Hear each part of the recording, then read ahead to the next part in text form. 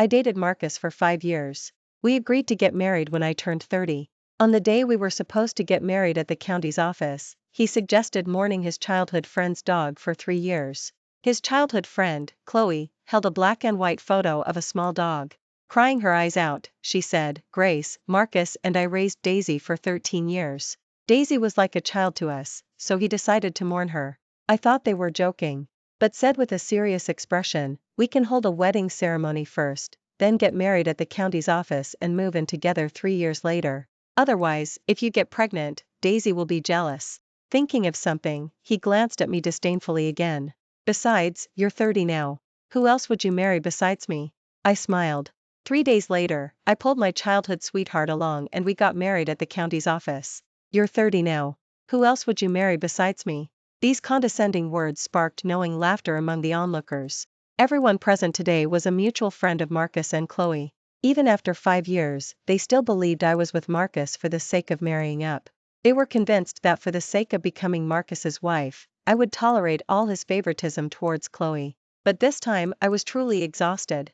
I looked up, meeting his mocking gaze. Calmly, I took off the engagement ring he had placed on my ring finger and tossed it at his feet. "You can mourn for 30 years for all I care. This wedding is off." Panic flashed in Marcus's eyes, and he reached out to grab me. The next second, Chloe rushed over, blocking him from touching me. "Grace, Daisy was the last gift my brother gave me before he passed away. She meant the world to Marcus and me, and Marcus and I aren't what you think. If you want to blame someone, blame me. You can hit me, curse at me, just please don't blame Marcus, okay?" Chloe looked at me, crying her eyes out. Her trembling voice was filled with helplessness and fragility. It was as if I were the unreasonable one. Instantly, everyone present felt their protective instincts and sense of justice ignite, including Marcus, who had just a hint of guilt towards me. His gaze hardened, his tone an icy glare. "Grace, taking care of Chloe is my lifelong responsibility. It's not like you just found out today, so what's with all the drama now? What? You think you're about to become Marcus's wife and you're getting carried away?" The others were rolling their eyes, openly showing their resentment towards me. "That's what you get from small-town folk, always causing a scene. Look how she's treating Chloe. What a disaster. She always has to stir up drama, doesn't she? Must be a messed up person. Chloe is so much better than her." These dismissive words from the onlookers felt like crushing weights on my heart. My throat felt constricted, and I couldn't speak. And, to save face with his friends, didn't say a single word to defend me. Was all the passionate love of these past 5 years fake? Seeing my pale face, Marcus walked over, softening his tone. "Since memorial service is over, I'll take you back." I closed my eyes, silently counting down in my mind. 3, 2, 1. Chloe's cries rose at the opportune moment. "My brother's gone, Daisy's gone, what's the point of living anymore?" She made to throw herself against a nearby gravestone. Marcus turned and hugged her. "Chloe, you still have me. I'll always be by your side. Don't think such things, okay?" Chloe cried like an insecure child. "You're getting married. Will you still be able to spend time with me later? Can I still come to you if I have problems? Will I be bothering you? What if Grace gets upset? I don't want to ruin things for you too." Marcus patted her back, soothing her gently over and over again. Perhaps fearing I'd mind his intimate contact with Chloe and cause another scene, his words held a hint of compromise. "Grace, now is not the time for your tantrums. The clerk's office won't run away, we can just go next Monday. I'll have the driver take you home first, and then I'll celebrate your birthday tonight." I took a deep breath, suppressing the pang of sadness in my chest, and spoke faintly. "No need. The clerk's office might not run, but people do." This time, I was the one giving up on him. 2. Marcus and I met abroad. He went to England to study after high school graduation. In my sophomore year of college, I went to his school as an exchange student. He had an outstanding family background and good looks, and there were many admirers pursuing him. I, on the other hand, came from a struggling background in a rural town, and because of my humble origins, every step was difficult. He said he fell in love at first sight with me at a meetup. Before returning home after my studies, he confessed his feelings, but I refused. I clearly understood the disparity between us. My finish line couldn't even reach his starting line. It wasn't something so-called love at first sight could overcome. Plus, I still harbored feelings for someone I had liked for many years. I used that reason to reject Marcus. But he said he didn't mind. He believed that if he pursued me diligently enough, he would eventually win my heart. After that, he would fly back home every week to see me. After graduation, he chose to join the same company as me. On my 25th birthday, I finally decided to let go of the past. I accepted Marcus's pursuit. For 5 years, we were both 100% committed to the relationship, considering each other our soulmates. He almost always granted my every wish. For every holiday, he would meticulously prepare gifts for me. Friends around me said I had found true love. He made me believe in the existence of love and made me look forward to marriage. We made an early agreement to get married at the county's office on my 30th birthday. I thought my lonely first half of life was fina. LLY coming to an end. I would have a considerate husband and a happy life in the future. However, everything began to subtly change about 6 months ago. His best friend's sister, his childhood friend Chloe, returned home. Gradually, he stopped prioritizing me. When I tearfully confronted him, he merely said helplessly, "Chloe's brother once saved my life. Now that he's gone, I promised to take care of his sister. How can I go back on my word?" And so it went. When I was getting in 4 drip in the hospital for a stomach ache, he was busy taking Chloe's dog for vaccinations. When we had plans to see a movie together on Valentine's Day, a single call from Chloe would make him leave. Even when Chloe couldn't find a taxi while shopping on a rainy day, Marcus would drop me off at the subway station, rushing to pick her up, even though I was in a hurry for work. On my 30th birthday, Marcus completely broke his promise. The proposal site was transformed into a dog's funeral by Chloe. He even used such an absurd demand to delay getting married at the county's office. Actually, I understood. This was nothing more than an obedience test for me. They were trampling on my boundaries. If I tolerated it this time, he would continue to prioritize Chloe without restraint in the future, until I fully adapted to and accepted his divided loyalties. But he didn't know that I wasn't dependent on him. A man incapable of undivided loyalty is no different from trash. 3. On the way back, I went to the company to complete my resignation. I had already received an official job offer letter from a government agency. After half a year of hard work, I passed the exam for a tenured position at a local news station in Maplewood. Marcus didn't know about this. He wouldn't have agreed to me moving back home. After 5 years with him, this was the first time I followed my own heart. Grandma's health had been deteriorating over the past 2 years, and I wanted to be closer to her. If I couldn't keep my partner, at least I still had family. I picked up the photo of Marcus and me from the desk. His vows under the romantic northern still echoed in my ears, making the present moment seem both ridiculous and tragic. I sighed, then tossed the photo directly into the trash can. I put all the jewelry and designer bags he had given me on an online resale platform to convert them into cash. Halfway through packing my suitcase, I went into the bathroom to shower. When I came out, the once tidy living room was a mess. It then occurred to me that Marcus had a spare key to my place. A dog bark came from the bedroom, accompanied by giggling. I rushed in to find a poodle peeing on my bed. Chloe was laughing hysterically nearby. "Daisy, you're the best." The clothes I hadn't managed to pack yet were stained with yellow. My closed suitcase lay open on the floor, its contents scattered. And on top of the official job offer letter I had carefully placed, lay several pieces of foul-smelling dog mess. A fiery rage burned in my chest. I roared, "Get out," and quickly picked up the letter to disinfect and wipe it clean. The startled dog scurried to Chloe's feet, seeking her protection. But she kicked it away, utterly disgusted. "Get away from me, you're revolting." The dog yelped and fled. Facing my bewildered gaze, she smirked provocatively, "Grace, a mere dog can make your boyfriend dance around your finger. You must hate me, right?" I had no time for her, intent on salvaging my official job offer letter. Unexpectedly, she was persistent and relentless, grabbing the iced coffee beside her and splashing it onto my letter. "What now? Even though you're leaving, I still don't feel satisfied." I felt like I was about to explode and couldn't stand it for another second. I raised my hand and slapped her twice across the face. This scene was precisely witnessed by Marcus, who had just walked in. "Grace, what are you doing?" He dropped the cake he was holding and slapped me twice as well. Then pulled the tearful Chloe into his embrace, embracing Chloe protectively. Chloe pouted and quietly explained, "Marcus, Daisy just made a bit of a mess in the house, and Grace started hitting and scolding me and her." He cut her off with a deep voice, staring at me with an icy, burning gaze. "Chloe was worried you'd be upset, so she persuaded me to come back and celebrate your birthday, and even ordered you a cake. Is this how you treat her in return? This is the new dog I bought for Chloe. If you have any complaints, take them out on me, don't make trouble for her." I clutched my burning cheek, my eyes red with indignation. I turned to leave. Marcus sneered, "You make a mistake and then you just try to walk away? Either apologize to Chloe, or let her slap you twice in return. She's already emotionally unstable, she shouldn't have to take your beating for nothing." I snatched the water glass from the table and smashed it on the floor. "This is my home. If you don't get out now, I'm calling the police." The atmosphere froze for a moment.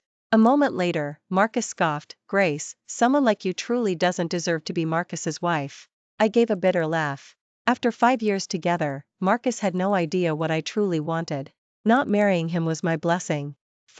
Before they left, I called out to Marcus. "Wait." He smiled. "What, having second thoughts? Just say you're sorry, and I'll take you to Skyline for your birthday tonight. I'll buy you any birthday gift you want." I frowned, gesturing at the messy house and the 2 slap marks on my face. "You make a mistake and then you just try to walk away? Pay for the medical expenses and damages." Chloe curled her lips, as if laughing at my petty concerns. But I didn't care. Marcus's face turned ashen with anger. He picked up his phone, tapped a few times, and Venmo transferred me 100,000. I shook my head. "You need to add a note, compensation for medical expenses and damages." He suppressed his rage and warmed the action again. I nodded in satisfaction. "Now hand over the spare key, and good riddance." He reluctantly handed over the key. With a bang, I shut the door. That should finally bring some peace. Not long after they left, Marcus's mom, Carol, called. "Grace, pack your things and move into our house first. I'll send the driver to pick you up. Uncle and Aunt and I will be back in a couple of days to talk to you about something." I remained silent, not answering. The David she mentioned was Chloe's father, rumored to be a very influential and mysterious figure who rarely made public appearances.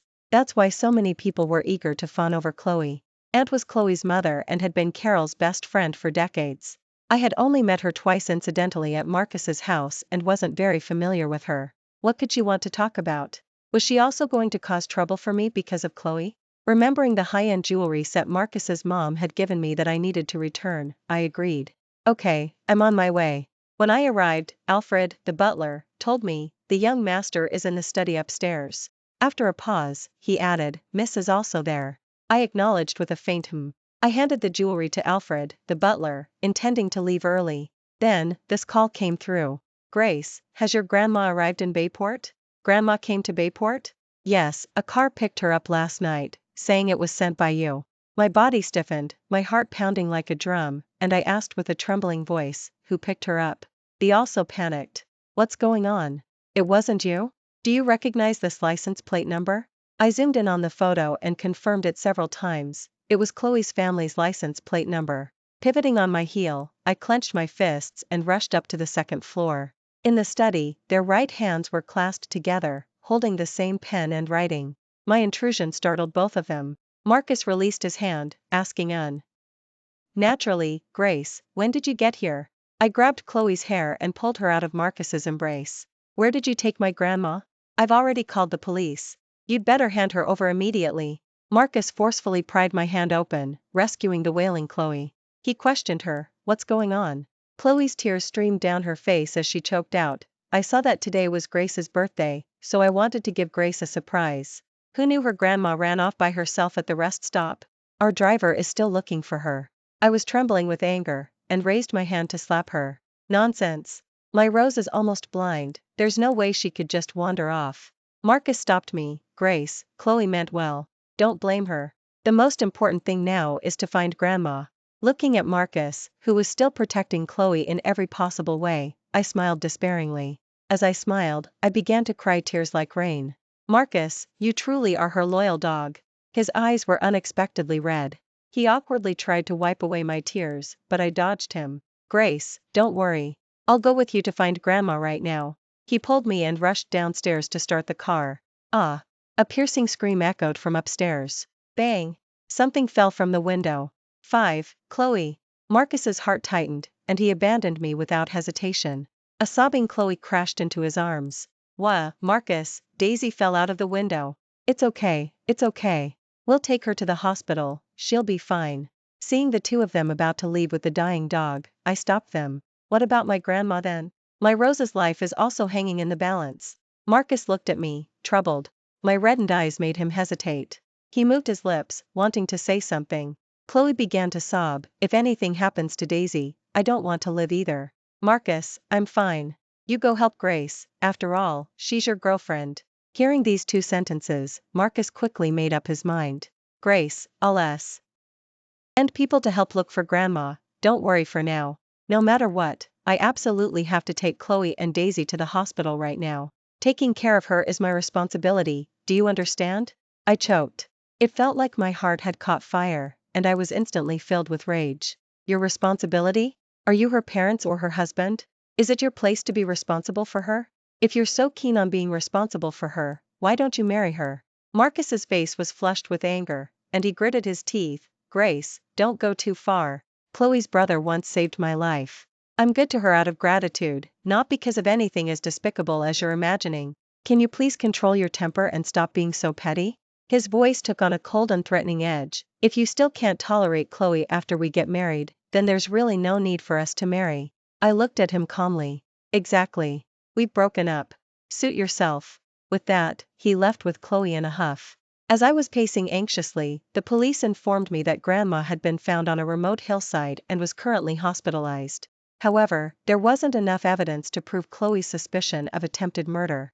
I rushed to the hospital without stopping. Standing at the VIP suite door, I heard a familiar voice. Grandma, you're getting old. Why didn't Grace pick you up sooner? Was it him? Grandma coughed twice, then slowly said, Grace has asked me to come many times, but I didn't want to. I'm used to living in the village and not accustomed to big city life. After a pause, she added, besides, Grace is getting married soon, and I don't want to be a burden to her. This time, it's all thanks to you, Ethan. You've always been a good child since you were little, always coming to help me with chores at home. All those years, there was an anonymous account sending me money, saying it was for Grace's tuition and my medical expenses. That was you, wasn't it? The war. DS were like thunder, nearly making me stumble. I had known nothing about these things. Ethan nodded gently. Grandma asked again, but where have you been all these years? I took a step forward, discreetly straining my ears. However, I didn't hear his answer. Instead, I was startled by a nurse who came to check on the room. Are you the patient's family? Yes, I am. I answered repeatedly. I looked up and our eyes met, mine and the man's in the room, then I awkwardly looked away. He was no longer the naive, youthful boy I remembered. He wore gold-rimmed glasses, was slender, and looked very refined. He had matured and become even more handsome. Thank you. I thanked him. He smiled. Grace, long time no see. Grace is here? Grandma reached out, groping toward the bedside. I quickly stepped forward and took her hand, looking at her pale and weak appearance. Despite reminding myself to be stoic, I couldn't help but shed 2 lines of tears. I'll go get some water. Ethan nodded at me, politely leaving the space for Grandma and me. Complex emotions swirled within me. I hugged Grandma tightly, instantly bursting into tears. I hated myself for neither taking good care of Grandma nor being able to ensure Chloe received appropriate punishment. The family and Marcus would definitely protect her. I couldn't afford to offend either family. Grandma also wiped away tears. Grace, did you get married today? Am I causing you trouble, Grandma? I shook my head, smiling. Grandma, I didn't get married. Marcus and I have broken up. And I've resigned from my job and will be working at our local news station in Maplewood. I can be with you every day now. Clatter, the fruit basket fell, and an apple rolled to my feet. When did this happen? Grace, why are you moving back to Maplewood? Why didn't you tell me? Unbeknownst to me, Marcus was standing at the VIP suite door. He had heard everything I said. 6. Grace, is what you're saying true? Why are you leaving when Everett ing is fine? If you want to be with Grandma, you can bring her here, and we'll take care of her together. Why didn't you discuss such a big decision with me? I'm your boyfriend. Grandma also said anxiously, Grace, you don't have to do this for me. Aren't you just holding yourself back? I looked at Marcus coldly. I'll tell you one last time, Marcus and I have broken up. My affairs are no longer your concern. Marcus realized I wasn't just throwing a tantrum. I was truly breaking up with him. He finally panicked.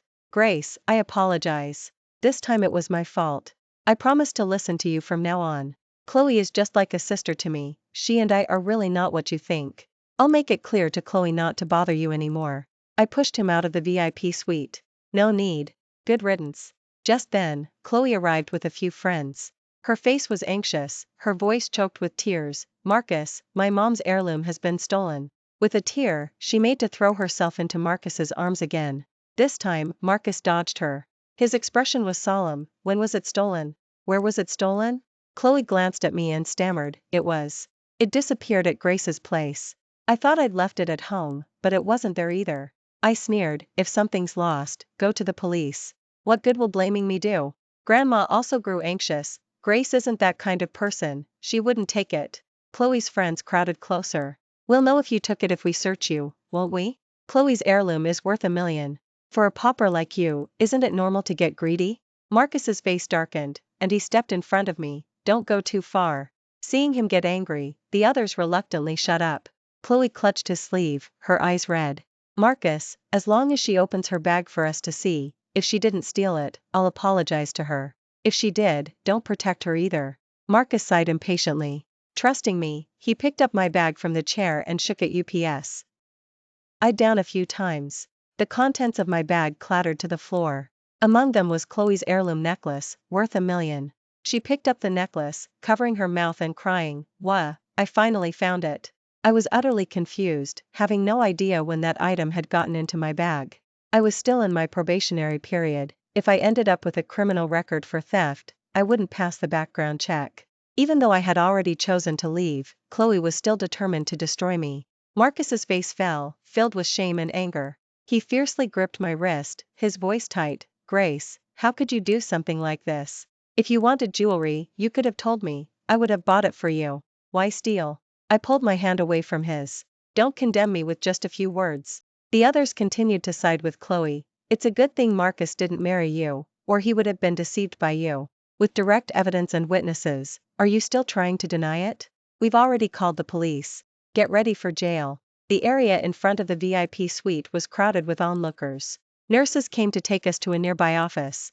Ethan, who had returned with a few food containers, pushed through the crowd and came to my side. Grace, what's going on?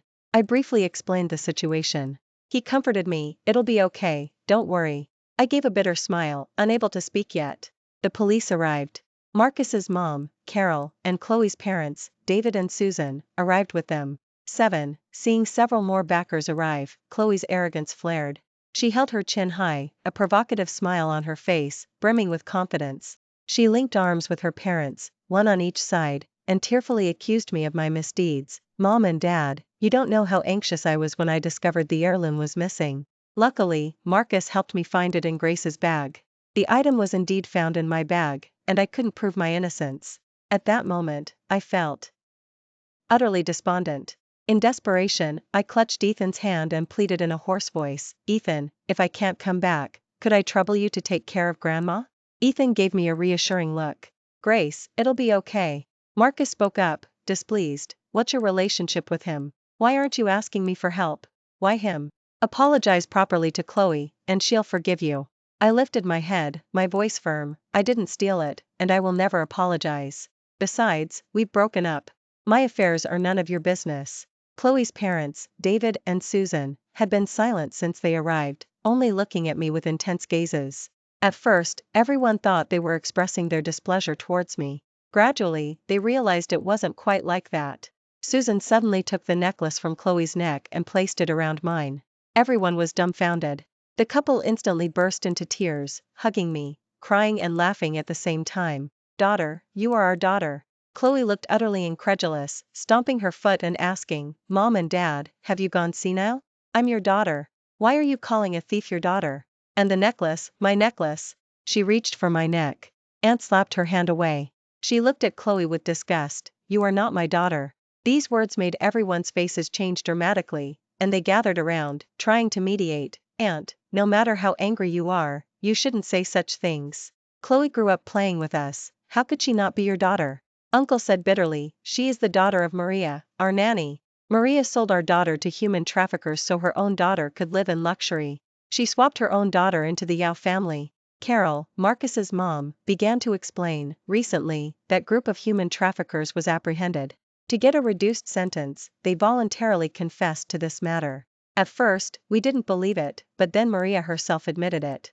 After Polly C. investigation, it was finally confirmed that Grace is the Yao family's daughter, and Chloe is Maria's daughter. This shocking news left everyone stunned, speechless for a long time. Chloe's face was pale, and she kept shaking her head. Impossible, this is impossible. Maria is just a servant, how could I be her daughter? I am the Yao family's daughter.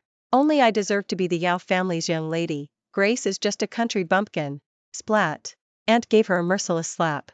With a wave of her hand, the butler behind her held up a tablet and played several segments of surveillance footage. There was footage of her calling friends to plan how to frame me, her stealthily taking off the necklace and putting it into my bag, and her abusing Daisy and throwing Daisy out of the window. Originally, we thought if you behaved yourself, we could continue to raise you. But now, it seems there's truly no need for us to maintain contact anymore. You ruined Grace and Marcus's relationship, subjected her to endless grievances, falsely accused her of stealing, and tried to ruin the rest of her life. Someone as malicious as you doesn't deserve to stay in the Yao family. Disowned and kicked out of the house in front of everyone, Chloe's arrogance was completely shattered. She knelt on the ground, without dignity, pleading, "Mom and Dad, you must have been deceived. Let's go home first. We can talk about it at home, okay?" Uncle mercilessly pushed her away. "Your mother is in jail. You no longer have a home." 8. Marcus's mom, Carol, helped Chloe up. "Chloe, Aunt knows this is hard for you to accept, but it's the truth." With that, she took out 2 DNA test results from her bag. She handed one to Chloe and one to me. "The test results show that you and Maria are mother and daughter. And is the Yao family's child." My mind reeled, as if all the questions from the first half of my life finally had answers. When I was little, the children in the village used to mock me, say I had no parents, that I was an unwanted stray. I would run home crying and ask Grandma where my parents were. She would smile and say Mom and Dad were working far away and would only come back when I grew up. So I waited and waited at the village entrance, hoping they would come back to see me. Later, when I was a bit older, Grandma told me she had found me by the roadside. That year, widowed for half her life, she lost her son, who had just turned 20, and then welcomed me. We became each other's support and solace. The old and the young accompanied each other for 30 years. Grandma was old now, and I had long given up hope of finding my birth parents. Now, my closest relatives were right before my eyes.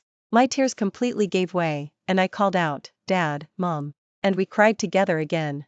The friends who had come to support Chloe, seeing the situation take a turn, had long since slipped away. She caused a big scene in the hospital and was forcibly taken away by the police. Mom pulled me in front of Ethan and said gratefully, "Grace, our whole family owes a big thank you to Ethan this time." I was utterly confused. It turned out Ethan had joined a confidential agency, which was why he had vanished without a trace for so many years. Coincidentally, he and my father were on the same project team and had a good relationship. He always carried a photo of me, and when my father saw it, he remarked on how much I resembled my mother when she was young. This time, during the Yao family's search for their child, Ethan provided crucial clues, which allowed our family of 3 to be reunited so quickly. Marcus, having been lectured by Aunt, kept his head down the whole time. Hearing about the photo, he glared at Ethan and asked, "How do you have a photo of Grace?" "She's my girlfriend. Isn't that inappropriate?" I answered with a smile. I gave him the photo. Our eyes met, and surprise flickered in Ethan's. He nodded. "That's right, Grace and I are childhood sweet hearts." Marcus froze for a few seconds, a guess forming in his mind. He stared intensely at Ethan, then stepped forward and grabbed his collar, growling through gritted teeth, "Grace and I are about to get married. She forgot all about you long ago. Why are you back? Why did you come back?" Aunt slapped him across the face. "You unruly brat. You've done so many outrageous things, and Grace hasn't even said she forgives you, and now you're throwing another fit." I sighed, and calmly said, "Marcus, we've already broken up. This isn't a joke." He looked at me dejectedly, on the verge of tears. "Grace, I know you hate me. I apologize. You can punish me however you want, just please don't break up, okay?" He then pointed at Ethan. "Is it because of him that you want to break up?" I shook my head. "Breaking up has nothing to do with him. I don't hate you, but it's also impossible for me to forgive you, do you understand?" Marcus still wanted to try and win me back, but Mom and Dad had already seen my resolve. They warned him not to harass me anymore in the future. He still wouldn't give up, so Aunt reluctantly had someone drag him away. 9. I took Dad and Mom to see Grandma. Knowing I had found my birth parents, Grandma was genuinely happy for me, repeatedly saying she could finally rest easy. She no longer had to worry about me being bullied. To put my mind at ease, Dad arranged for Grandma to stay in a VIP suite. as they were taking Ethan and me home for dinner. Ethan suddenly spoke, "David, Susan, you're reunited as a family. It's not appropriate for an outsider like me to be here, so I won't join you. However, I'd like to speak with Grace alone for a moment. There are some things I want to explain to her." David meaningfully patted his shoulder. "All right, go for it." He then led Susan to the car. I stood nervously before Ethan. Unspoken emotions flickered in his eyes as he said with remorse, "Grace, I owe you an apology for what happened back then. It was ONL. Why last month that my mother told me the truth. You didn't intentionally break our appointment, did you?" I lowered my head, momentarily lost in thought. That unforgettable memory from years ago resurfaced. Back then, the state exams results had just been released, and Ethan was the top student in the state exams in Maplewood, receiving much acclaim. Although my scores were good, they weren't enough to get into the same university as him. Before we had to submit college applications, he asked to meet me. I guessed he wanted to confess his feelings. Filled with anticipation, I went to our appointment, only to be stopped halfway by his mother. She poured out her heart about her struggles over the years and how hard Ethan had worked in his studies. Finally, she knelt down before me, crying her eyes out, and pleaded, "Grace, I beg you, Aunt, please crush Ethan's hopes. He actually told me he doesn't want to go to an Ivy University, he wants to accompany you to State University of California. The League University has always been his dream. My heart aches for his hard work all these years, and I don't want to see him act so impulsively and regret it later." I sighed softly, "Aunt, I understand." After secretly crying at home, I immediately bought a ticket to the South for a summer job. Ethan waited from dawn until dusk, finally leaving in disappointment. In his eyes, my broken appointment signified a rejection. After submitting college applications, he went north, and I went south. For over 10 years since then, we had never met again. I remained silent, my eyes welling up. He stepped closer. "Grace, this matter has always been a burden on my mother's heart. She said she was sorry and that she made you suffer. But she passed away last month and couldn't apologize to you herself, so I'm doing it on her behalf." With that, he bowed solemnly to me. I held him, laughing through tears. "It's all right. I don't blame Aunt. It wasn't easy for her to raise you to be so accomplished." After 3 minutes of silence, Ethan handed me a yellowed envelope. "Grace, I had originally planned to confess my feelings to you that day. Even though so much time has passed, I still want to give this to you. My feelings for you have never changed." I looked at him in surprise. Such direct words, coming from Ethan. He couldn't help but explain, "I'm not trying to force you to accept my feelings. It's okay even if you just glance at it and throw it away." Yes, we had missed too many years. Without even looking, I put the envelope directly into my bag. I looked up and asked him, "Do you have your ID with you?" He nodded blankly, "Yes, I do." I exhaled slowly before speaking, "Then let's go get married at the county's office." Ethan's eyes widened, "What kind of certificate?" I smiled, "A marriage license, of course." "Ethan, let's get married." This bold proposal made Ethan hesitate. He was afraid I would regret it, afraid his parents wouldn't approve. But to my parents' astonishment, they both nodded in agreement. So, he and I became legally married before the county's office closed. That evening, back home, Marcus's apologies and remorseful messages kept pouring in. He even declared he would compete fairly with Ethan.